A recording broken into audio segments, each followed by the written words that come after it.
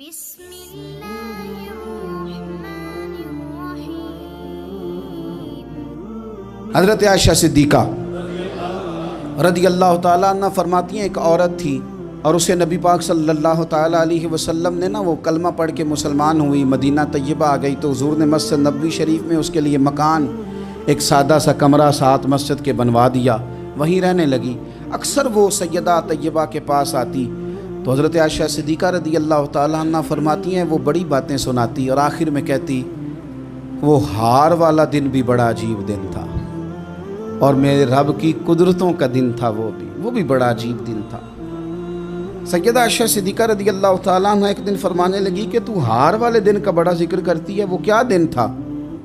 تو خاتون کہنے لگی اماں جی وہ دن تھا جب میرے رب پر بھروسہ اور مضبوط ہو گیا، جس دن میرا اپنے رب پر توکل اور بڑھا، میرے ایمان میں یقین میں اور پختگی آئی۔ کہنے لگی میں ایک گھر کی کنیز تھی، نوکرانی تھی،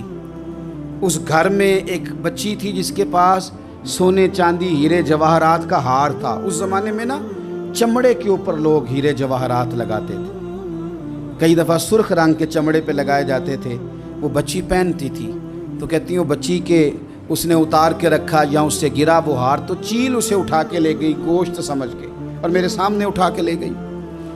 گھر والوں نے مجھ سے پوچھا، یہ بخاری میں موجود ہے، گھر والوں نے پوچھا مجھ سے کہ وہ ہار کہاں ہے تو میں نے کہا چیل اٹھا کے لے گئی۔ گھر میں کچھ چوری ہو جائے تو سب سے پہلا الزام کس پہ لگتا ہے؟ ملازمین پہ۔ کہتے انہوں نے مجھے بڑا مارا، بڑی تکلیف تھی، حتیٰ کہ میری شرمگاہ تک کی تلاشی، میری عزت اتنی خراب کی میں بتا نہیں سکتی۔ میں نے اپنی زندگی میں ایک واقعہ دیکھا، ایک امیر گھر میں چوری ہو گئی، ملازم کو اتنا مارا کہ وہ چارپائی پہ پڑ گیا، پولیس والوں سے اتنی مار پروائی گئی کہ وہ بیچارہ چارپائی پہ پڑ گیا، اور پھر وہ اتنا بیمار ہوا اور کچھ دنوں کے بعد پتہ چل گیا کہ چور تو اپنا بیٹا ہے ان کا،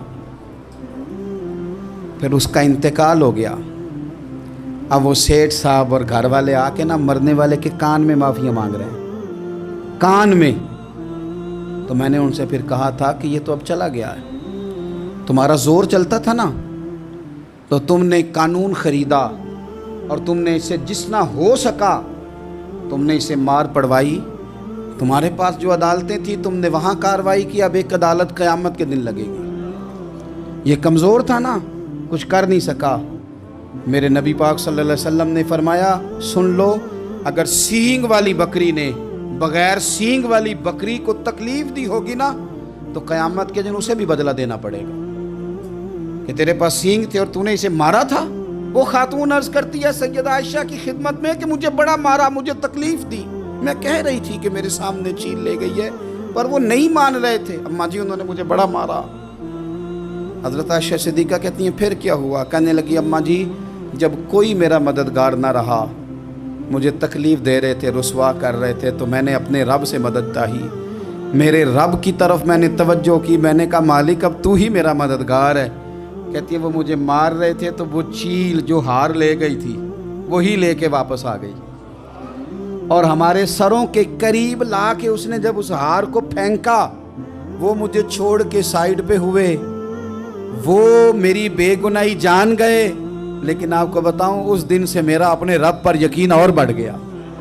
مجھے سمجھ آ گئی کہ جب انسان پورا ٹوٹ جاتا ہے اور جب کوئی چاروں جانب اس کا مددگار نہیں ہوتا تو رب تو ہوتا ہے نا، اللہ تو اس کا مددگار ہوتا ہے نا،